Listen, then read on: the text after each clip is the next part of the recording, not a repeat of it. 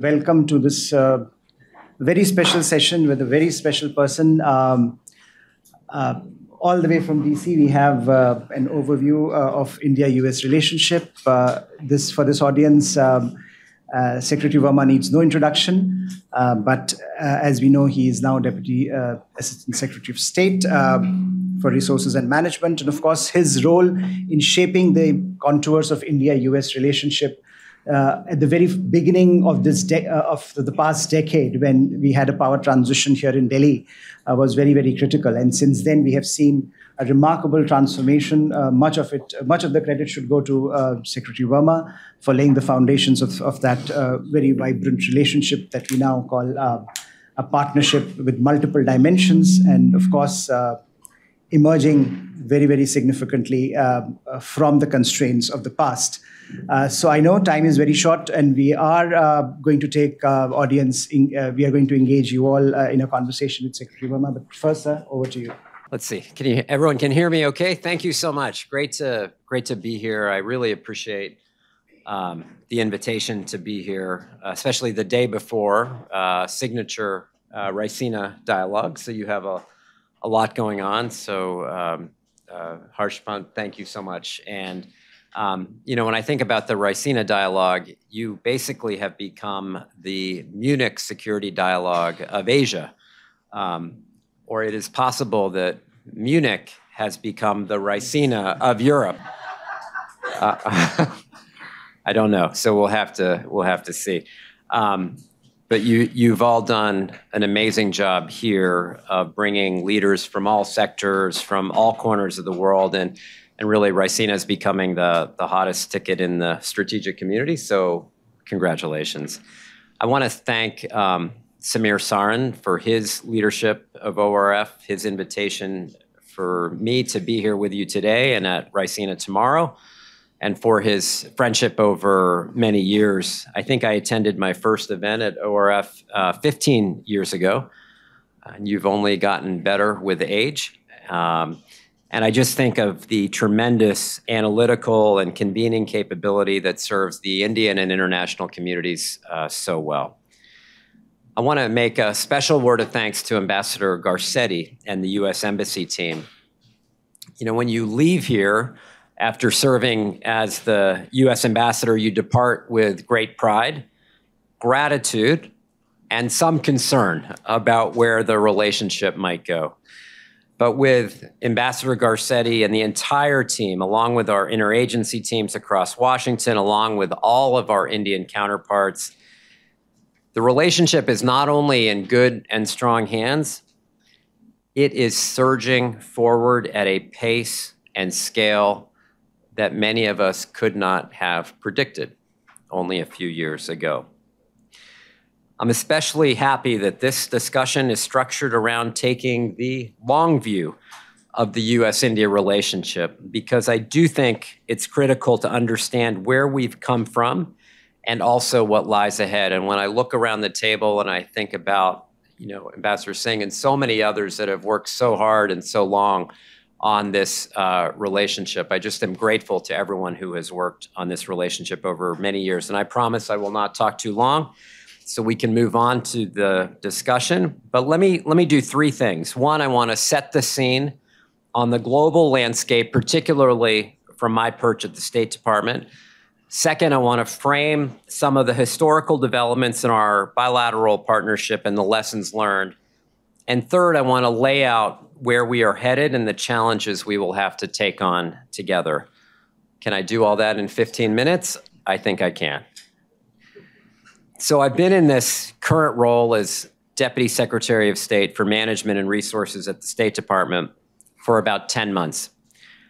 In that time, my staff tells me I have traveled to some 35 embassies and consulates around the world, from Africa to the South Pacific, from Kyiv to the Middle East, across Latin America, to the Western Indian Ocean, Southeast Asia, Australia, and many places in between. The travel continues, including this week. Well, we will head to the Maldives and Sri Lanka on Thursday and Friday.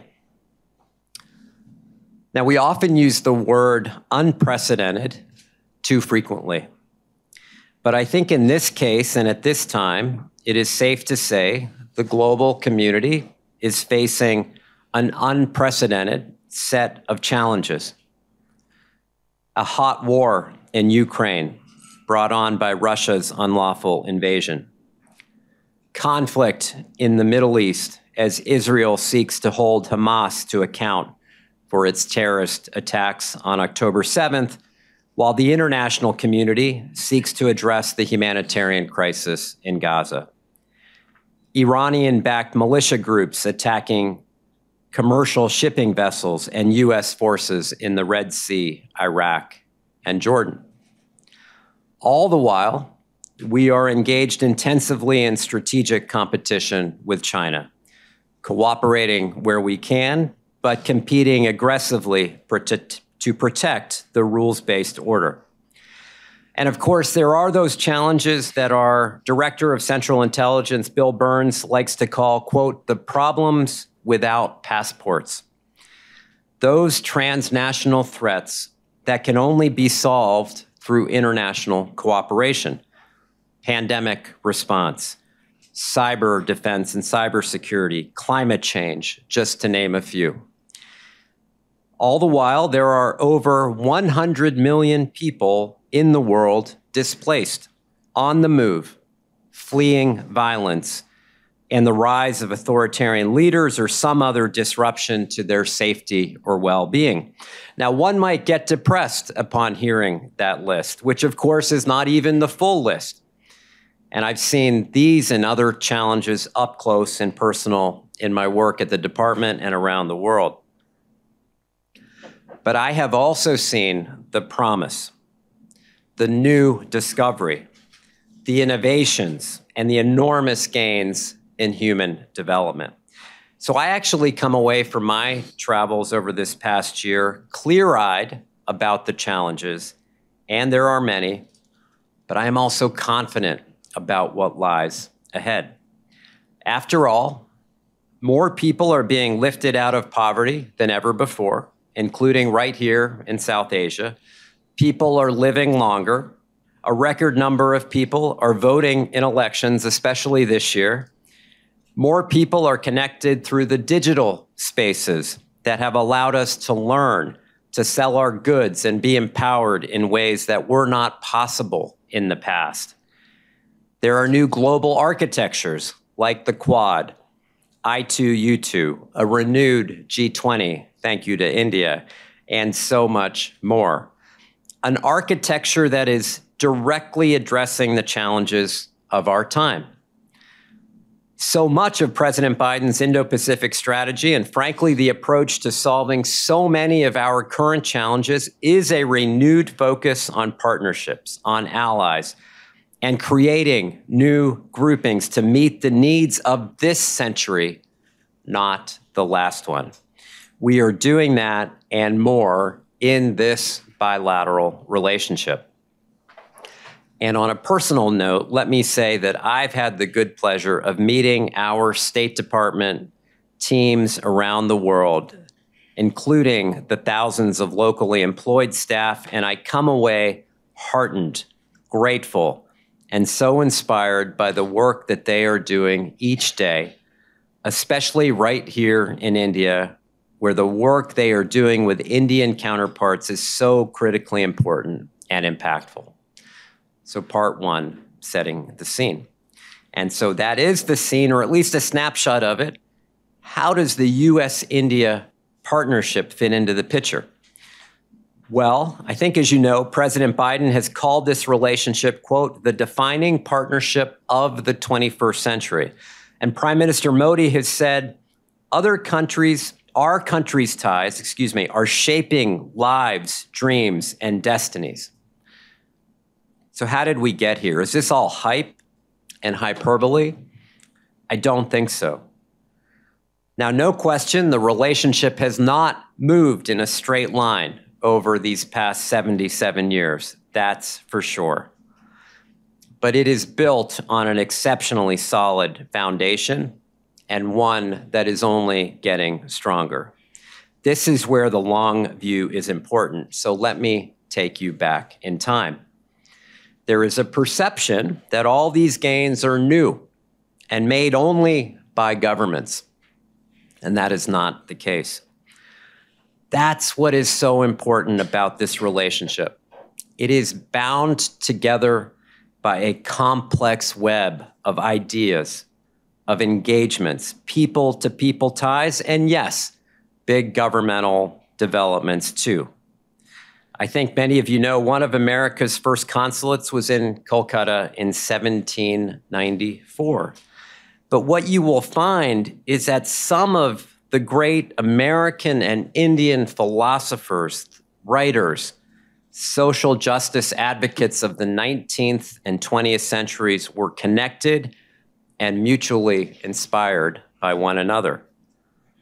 From Dewey to Ambedkar, from Emerson and Thoreau to Tagore and Gandhi, the mutual inspiration and learning runs deep.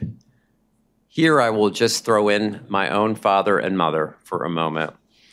My dad, who was a freedom fighter in his own ways, was imprisoned for standing up for Indian independence as a young student. He would go on to become a writer of South Asian literature in the United States, and he would end up corresponding for 2 decades with Indian famous writer Malkraj Anand. And they would write about post-colonialism and about the fight for independence. And I think of those letters now as I think about this deep, deep connection between our countries. Mahatma Gandhi would go on to write to President Roosevelt in 1942 and remark, quote, "You've given me a gift in the writings of Thoreau." Decades later, Dr. Martin Luther King would find similar inspiration in the writings of Gandhi. This underlying set of connections and ideas travels along 3 different vectors. 1, overcoming the bondage and legacies of colonialism. 2, fighting for social justice and equality. And 3, attempting to build a stable, inclusive, democratic system governed by the people. And these ideas remain very much of the foundation of the bilateral relationship. And anyone who asserts that there are no shared values between the United States and India is not appreciating or reading our shared histories, our collective struggles for justice. And following India's independence, our political leaders in the US were wise to understand India's critical importance, and they set out to build a true partnership. Truman, Eisenhower, and Kennedy were all committed to seeing a strong US-India relationship before President Kennedy even became president. When he was a sitting US senator, he would give a famous speech in the Senate saying, quote, "The hinge of fate in Asia rests with India." The hinge of fate in Asia rests with India. He was right. And it's why when India was attacked by China in 1962, President Kennedy committed thousands of tons of ammunition and provided significant logistics and intelligence support. He was committed to India's success and its defense. And then, yes, somewhat rapidly, and for reasons that I think are too complex to cover today in the short amount of time we have, India and the United States went their separate ways for nearly 25 years. The 2 countries grew distant, some would say estranged, removed from our shared values, all the while remaining somewhat cordial. But we lost a generation of cooperation. And important lessons are to be learned from that period so that we don't repeat the mistakes of the past. And then it was about in the year 2000, with President Clinton's visit, that we began to see the thaw in ties and the launch of a full-scale partnership. And for these next 24 years, we have grown dramatically in every facet of our cooperation. We went from $0 in defense sales to now being major defense partners, co-production partners, and conducting the most complex exercises in every facet, and that defense trade number is now in excess of $24 billion. On bilateral trade, we went from $20 billion in the year 2000 to over 200 billion today, a 100% increase in just the last 10 years. And in people-to-people ties, America boasts well over 4 million Americans of Indian descent, including a vice president and a leading presidential candidate. Last year, the U.S. Embassy issued over 1 million visas, and now there are nearly 270,000 Indian students in the United States. I could go on and on through all the categories of our work together, but it's safe to say we have done well. It has not been perfect, but I say this with all humility. It has been transformative and impactful, and it has brought greater peace and stability to the Indo-Pacific region. I say that confidently. So what comes next? So where we are going is a super important question, and this is the last point I'll cover with you. But before I answer that, what are some of those lessons we learned over these 77 years? Let me mention at least 3. First, we cannot assume that this progress will continue on its own.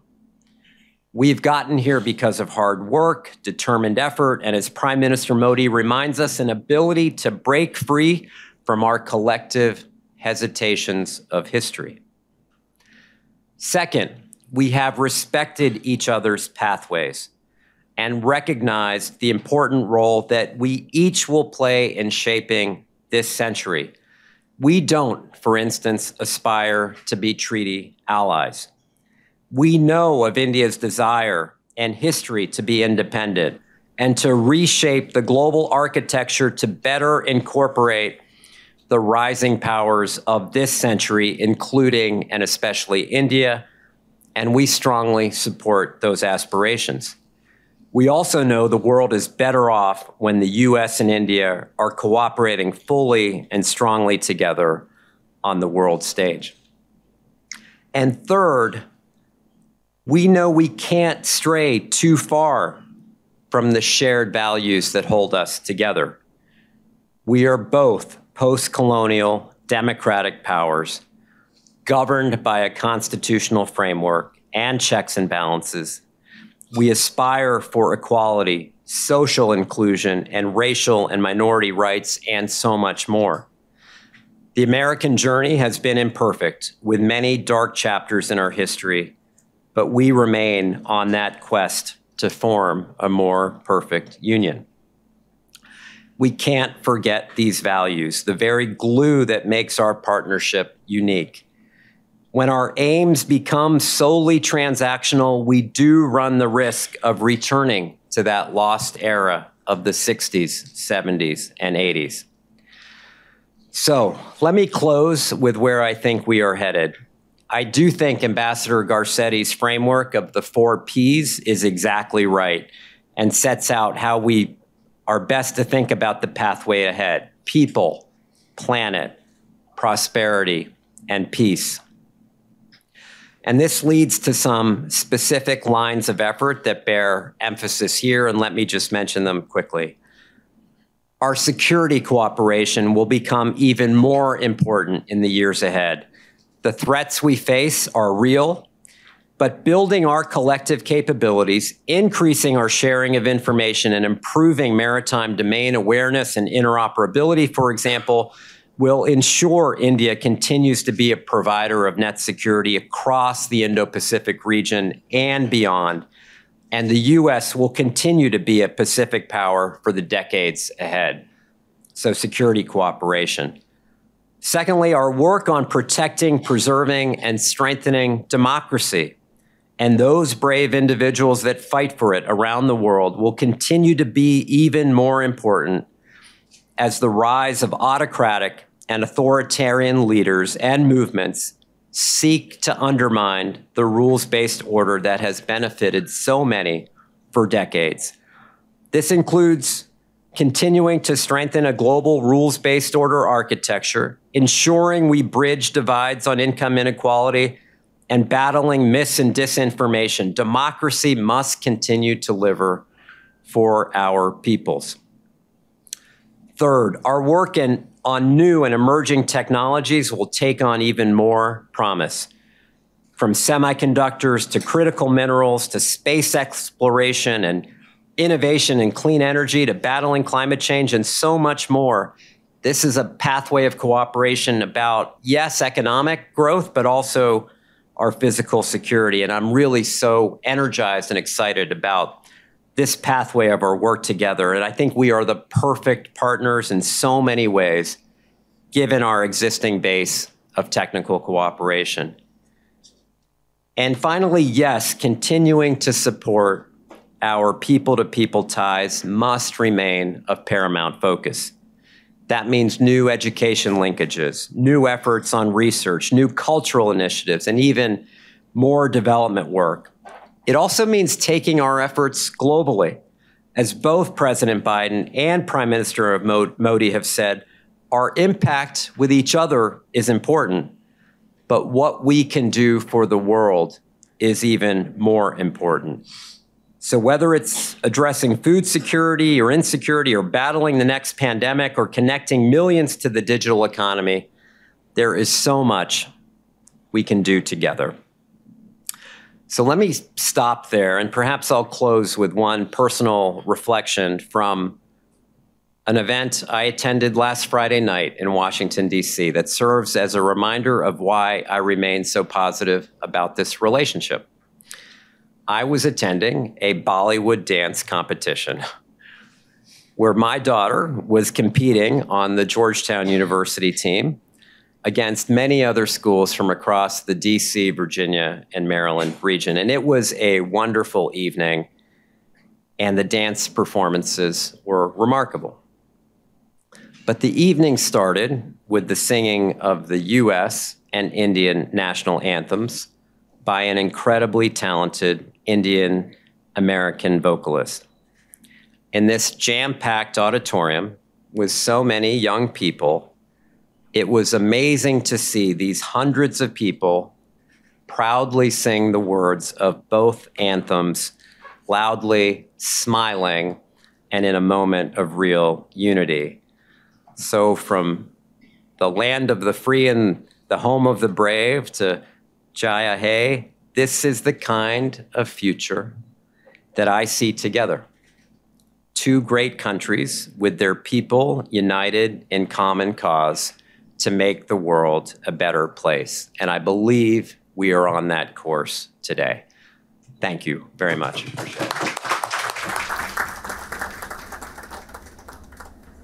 Thank you very much, Secretary Verma. And I think you have almost achieved the impossible. You have, in a short span of 15 minutes, given us a bird's eye view of the relationship, both from the perspective of how it has evolved, its history, and also looking at the future and some of the challenges that continue to exist and how to navigate them diplomatically and otherwise.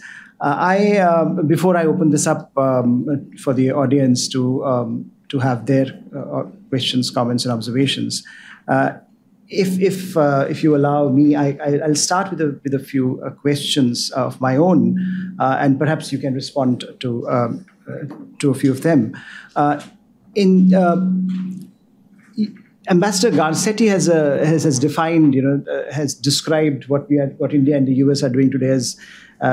He has said, I think, that it's complicated to we are dating. The relationship is now seen the long arc.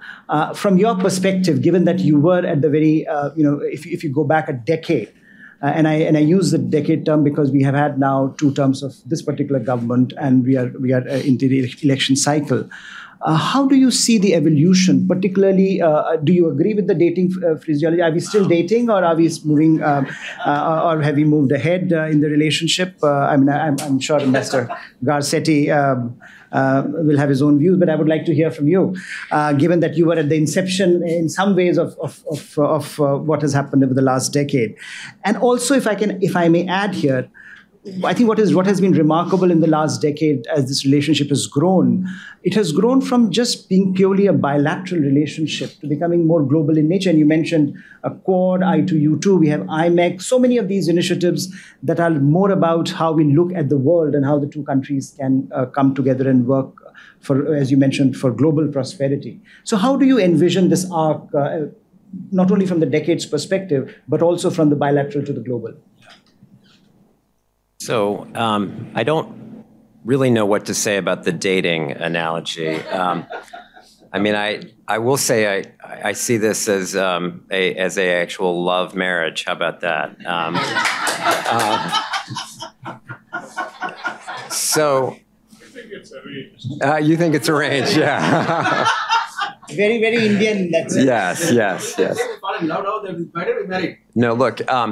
What do you have to do with relationships? You have to be able to talk about all those things that you agree with, and you have to talk about things that are challenging. I will say 10 or 15 years ago, if we had a bump in the relationship, if we were suing each other at the WTO, that would freeze all the other discussions. People would withdraw into their corners.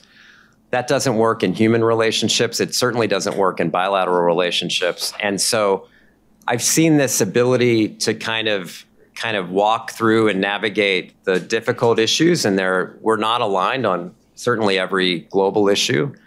But I think what I was trying to describe in the set of remarks is we are actually defined and united on the things that matter about kind of peace and prosperity in the world, rules-based order, constitutional systems, inclusive democratic systems. Like that will power us through the difficulties of this century. And so in many ways, I was trying to say we have to kind of lessen some of the noise around us and remember what's important. When I think of the kind of last 10 years, again, I'm just amazed at the progress. Again, just one example, this whole effort in advanced cooperation in advanced technologies. A lot of these technologies didn't exist 10 years ago. We were not talking about quantum computing 10 years ago. We were not talking about artificial intelligence 10 years ago. I'm sure some people were. We were not talking about it as a bilateral relationship. We were not talking about the need to supply, to secure our supply chains with regard to chips and semiconductors and the critical minerals that go in to our advanced technologies, into some of our new electric vehicle production, into our most sophisticated products. We are great partners in that field. We are natural partners in that technology field. So I'm actually very excited about that. On clean energy and climate, I think back to one of the things I was most proud of was the Paris Climate Agreement. It showed what the US and India could actually do on a global scale. It took us out of the bilateral, set us on the global stage. I was very upset when the United States withdrew from that agreement. But the world is kind of watching the United States and India about how we're going to meet these very aggressive commitments that we've made. We're both behind, no question about it, on meeting the targets.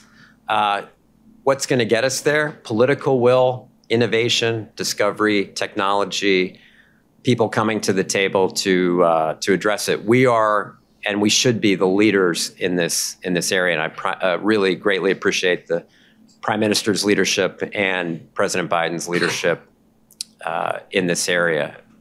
Security cooperation, when I think about the last 10 years, again, I think it's a huge kind of dated concept to think about us selling weapons systems to the Indians. It is now very much about co-production and co-development, mutual benefit to our kind of security posture.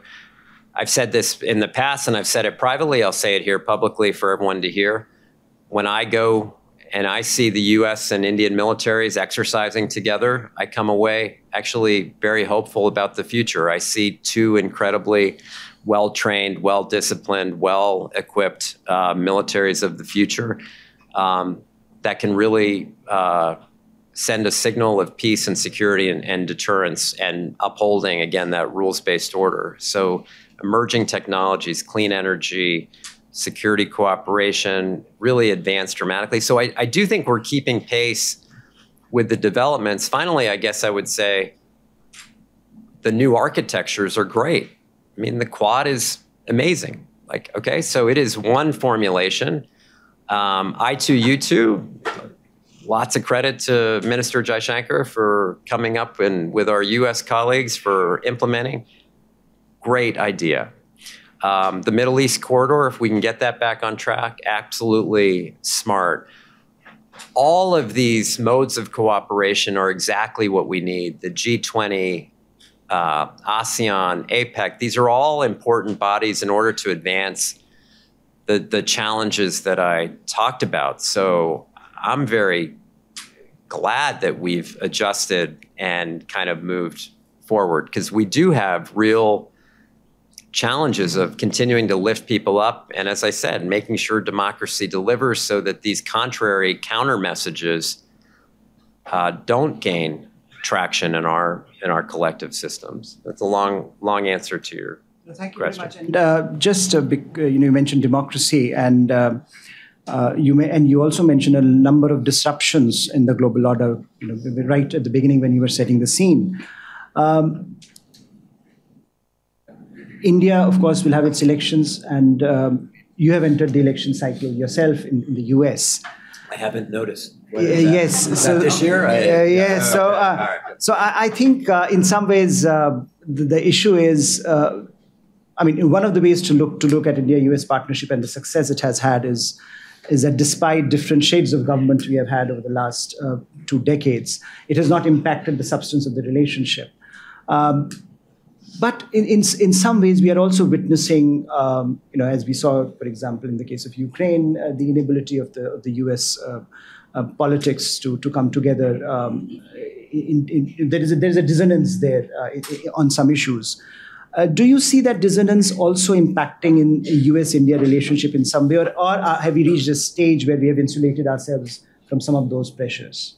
Yeah, it's a great question. When I look at this 24-year period, and I use, people may disagree with my starting point, but I use the year 2000 and the Clinton visit as the new kind of period in U.S.-India relations. And I think soon we will be talking about the next 25 years and what that looks like.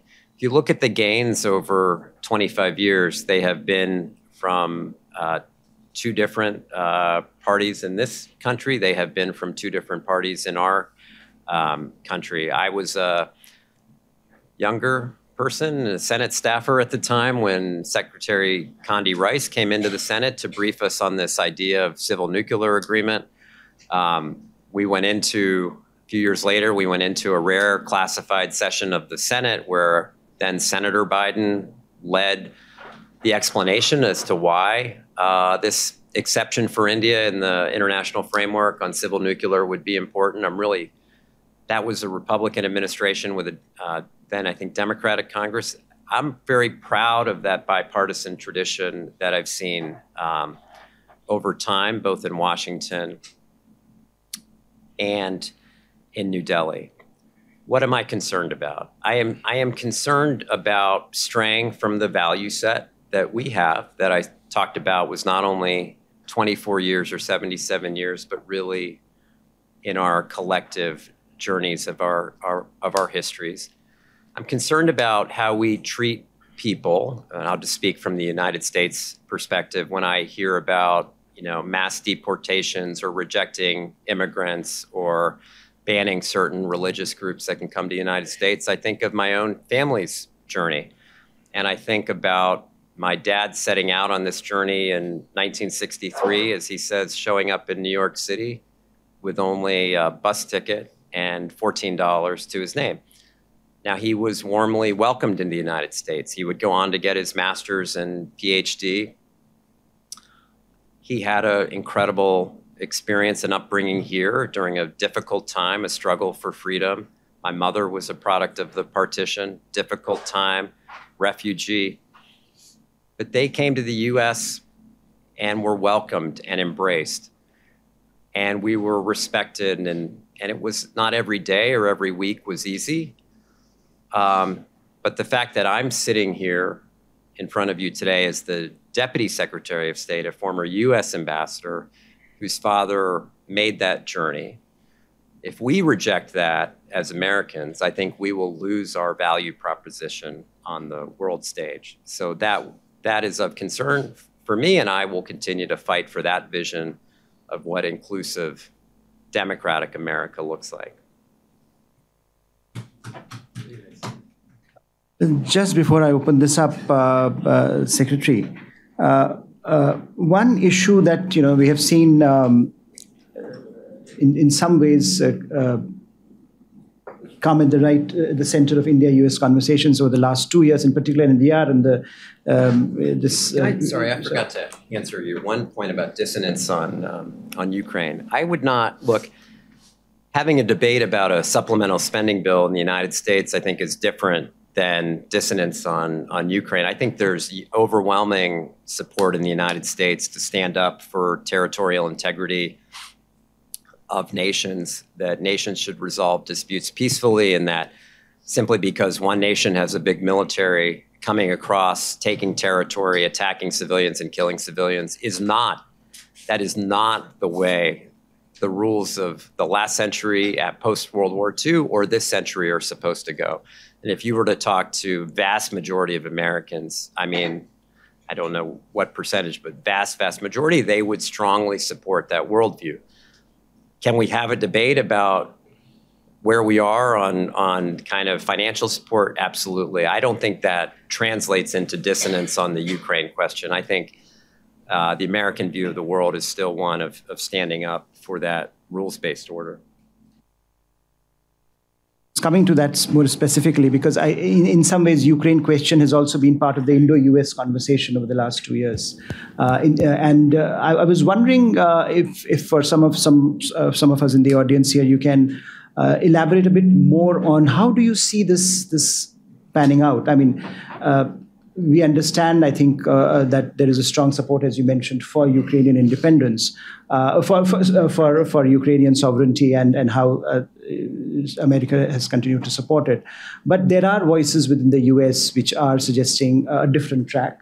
And the ground realities are also shaping up in a different way. In some ways, we have seen recent military, results on the ground, and also the wider consolidation of power around around President Putin. So, I mean, is there a sense of what the end game would look like, or is this still an open-ended question that we are going to do whatever is possible for Ukrainian sovereignty? Yeah, look, I don't want to insert myself into negotiations or discussions that would take place between Ukrainians and Russians ultimately that would have to solve this. I will just say, again, standing up for democracy, standing up for territorial integrity, standing up for the values are so critically important. And I will say, if you just look at what Ukraine, with partner support, has been able to do in terms of decimating many elements of the Russian military, and the Russians have had to resort to attacking civilians, attacking hospitals, kidnapping children, taking them back to Russia, and then separating them from families. I mean, this is not the stuff of a superpower. So I will just say it is in our interest, in the United States, European interest, to ensure that the Ukrainians have what they need to bring this matter to a close. Okay, let me start from the lady there. Good afternoon, sir. I'm Samidha. I'm a student at University of Delhi. Sir, in your address, you mentioned about the West Asian conflict, and you briefly touched upon Iran and the funding of Houthis, which are there in Yemen, and its bombing in the Red Sea. Sir, in 2015, a historical agreement, JCPOA, was met, which dealt with the challenges which we are facing today itself. But sadly, in 2018, USA decided to pull out of that agreement and gave Iran an unprecedented control over the nuclear arsenal and these militia. So I want to understand, why did US leave the joint comprehensive program of action? What were the reasons? And how do we revive such institutions and agreements which bring Yemen back on track, which bring Yemen and Iran back on track? Thank you very much. Thank you for the question. And I wasn't part of the regime that left the JCPOA, so I want to leave that for, they should answer to that question. I will say, I don't think we should try to kind of confuse two different sets of issues. One is a very serious proliferation set of issues that we remain incredibly focused and concerned about, and that's Iranian nuclear activity and continued advancement towards nuclear weapons, and that is a very serious issue. There is also a very serious issue about the funding and support of proxy groups and insurgent groups that have played a very destabilizing role across the Middle East, from Hamas to Hezbollah to Houthis to Iran, IRGC, and obviously Iraqi-based militia groups.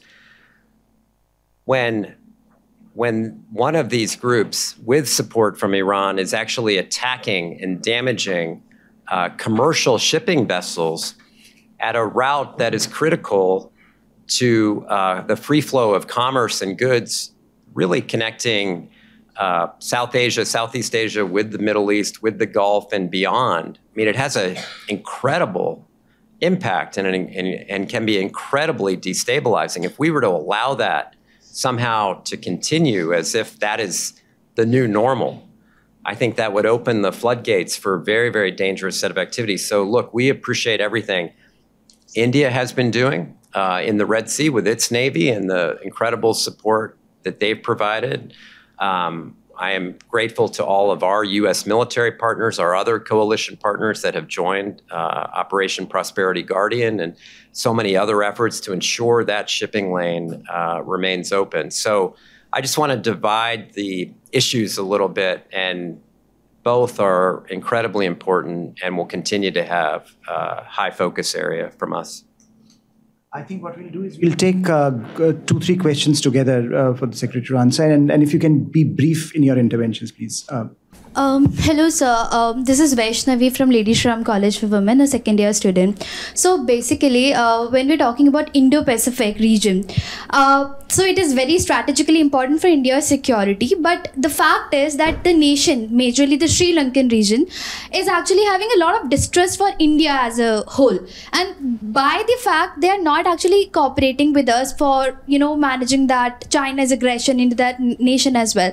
So looking at the fact of the region and the strategic condition and the situation wherein Sri Lanka is located, can we actually think about US's and India's collaboration in managing that particular region, basically, and managing our own relations with Sri Lanka as well, so as we have very strategic situations there? Thank you. Hi, good afternoon, everyone. I'm Rahul Banerjee, the Managing Director at Price House. We are a policy think tank specializing in foreign policy planning. There's been a lot of strategy going on, but I will focus on India-US development partnership. Ambassador Verma, a conversation we keep having with our European counterparts is the possibility of India and Europe coming together for development in the global south. Is this a possibility for India and the US to extend our development cooperation into the Pacifics, especially among Western Pacific nations? So on the specific question about how AUKUS might impact the Quad, I mean, I guess I see them as different, obviously complementary, because at the core of this is about improving Australian naval capabilities, which frankly we're very excited about. I know the Australians are very enthused about it. It's about deepening our cooperation with our UK and Australian partners in a, Pillar 2 of AUKUS is, I think it's Pillar 2 is about advanced defense cooperation as well. I think that, yes, it sits on its own, but obviously it fits into the Quad framework with our Australian partners. But I would think of it as a separate but complementary, not even complementary, separate regime, improving Australian capabilities, improving advanced defense cooperation, frankly, is good for partners within the Quad. That's how I would answer that. You asked about what the U.S. expects India to do in balancing China. I don't see that as how we think about the relationship at all. And I see this relationship standing independently on its own for our collective interests. And those interests are about, again, this peaceful Indo-Pacific region and now more broadly. So, and that stands on its own, and I think it sends a very powerful message around the world. On the issue of Sri Lanka, we both have very long and important relationships with Sri Lanka. That'll continue.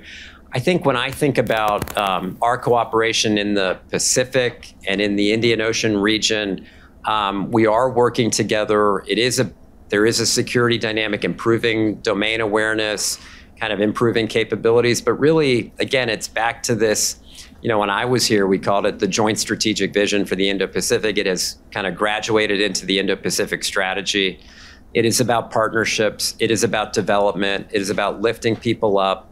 It is about making sure that we have freedom of navigation, resolving disputes peacefully. I could go on and on. That's how I see the framework. There are not everyone shares that view, right? And so when we talk to our partners in the South Pacific, when we talk to our friends in Sri Lanka, we will make it clear that there are folks in the region that have a different perspective on how to go forward in this century. And I think, again, standing up for what we believe, I think is very important and will lead to greater peace and stability. I'm glad you asked about India-US development and doing it more broadly. I think we have a real-life example with Fiji, actually, where we have done a lot of training of people in Fiji, or USAID or Indian partners have come together, worked on specific development projects. So that is real. And we need to do more of that, not less of that, whether it's in the Pacific, whether it's in Africa, or other places that need our expertise. I think we should try to do that. Thank you. Hi, good afternoon, Ambassador Verma. My name is Krishnan. I work with Reuters. You mentioned shared values as a bedrock of the relationship. I wanted to ask, this last year, this incident came up of an attempted assassination about this Sikh gentleman called Pannu. How has that impacted the relationship, if at all, and what is the status of that investigation? I'm Anand Mukherjee. I'm at King's College. I enjoyed your overview of the entire relationship, and I agree on the people links. But if I could ask you about Ukraine specifically, right? When we see the long view from DC, how do you sort of cover the fact that when we look at an autocratic regime, when we look at an invasion that has been undergone, how do you explain India's view on Ukraine and India's position on Ukraine? Because as you speak to other partners in Europe, in Japan, in Australia, they have a sense that India may have got a get out of jail free card. So how do you defend India's stance on Ukraine? Thank you. Greetings, Ambassador. I'm Deepak Kumar Sharma, first year student at University of Delhi. My question is regarding the Indo-US defense partnership. So a few years back, Russia was a major importing partner of India. And as of now, the Indian government is trying to diversify with the engagement with France and the US as well. So a major hurdle in our indigenous reliance on defense partnership is that of the fighter jet engines. And with our experience with Kaveri engine, we have seen that how difficult it is to master a jet engine technology. So can we see that Indo-US defense partnership reaches such a level that we can share such a classified level of military technology? Because if US doesn't help us, we have to go to Russian government only for this. And Ambassador, you identified yourself as a son of an immigrant, but everybody call you as a rich Verma. I don't know, maybe you are here to make India rich as well. And it's a real shoulder-to-shoulder relation. This is what they teach us in King's College. May I request you to bring both Kamala Harris and Biden as a president and vice president to celebrate India's next year Earth Day. Sure. To announce Ramallah as a free state and free Julian Assange. Freedom of information. No, so it's okay to steal information? I mean, come on. See, we want open transparency, Ambassador. No, you don't. Or forgive him. No, please. Forgive him. For what? Why would we do that? I mean, that seems like a real diversion from what we're talking about. I just say that's interesting theory. Free Palestine? Not something. Look, I on the Middle East, you've heard the Secretary of State talk about holding Hamas accountable for October 7th. Dealing with the crisis that exists in Gaza, and also pursuing a two-state solution as the ultimate pathway to peace and stability and rights for the people in the region. So on that, let me go back. Come back again as ambassador and bring the president and vice president for the update. That was on the issue that was raised. Look, I know we raised our concerns with the government of India. There is a committee of inquiry looking into the matter, and we will stay engaged with the government and look forward to their findings. And they've taken it very seriously, and we're grateful for that. On Ukraine, sorry, just tell me the focus again was on, How do you explain India's stance? have they? Sorry. So look, I understand there's a complicated history here. I've seen the statements in the G20. I've seen the statements. Just point you to the joint statement that came out between President Biden and Prime Minister Modi during the state visit that called for the protection of territorial integrity, standing up for the rule of law, to minimize the humanitarian impact, that this was not a time for war. And so I read a number of different statements and I weave them together. Look, we have a set of different responsibilities with our NATO partners. We're differently situated, and we are going to continue to do everything we can to defend our friends and partners in Ukraine. And on the Indo-US defense partnership, sorry, this is what happens when you take 4 questions. Just tell me again the focus. Jet engines. Oh, look, the good news is we are sharing more and more. I'm grateful to be traveling with our Assistant Secretary of State for Political and Military Affairs, our Deputy Assistant Secretary of State for South and Central Asia. These are the kinds of issues that they work on every day. Again, I can use that 10-year window and think about how far we've come on sharing of advanced technologies. That's growing even more significant. So sharing some of the, on jet engines in particular, sharing some of those most sophisticated elements is something that we are working towards. So I think we're actually trending in a very good direction. We've made a number of announcements on jet engines, on co-production of some of the most advanced equipment. I look at C-17, I look at P-8, I look at C-130s. I mean, there's a lot of really, really important platforms that are being flown here. That next turn is in co-production and co-development, and I think we're on that pathway. So I know Secretary has to leave, and I have just last 5 minutes, so I have time for 2 more questions. I'll take one from the back and one from here. Yes, sir. Thank you so much. I'm Colonel Advitiya Kathuria. I'm a soon-to-be veteran of the Indian Army. My question is, in context of your assertion that in the future, one of the areas of cooperation is a global rules-based order, as far as Indo-US cooperation is concerned. And the second is a statement of, or rather India's stand regarding the UN Security Council reforms. And I wanted to ask you, what is the US government's stand on, firstly, the reforms, and on India's future role in such global organizations? Thank you. Good afternoon, sir. My name is Neeraj. I am from JNU.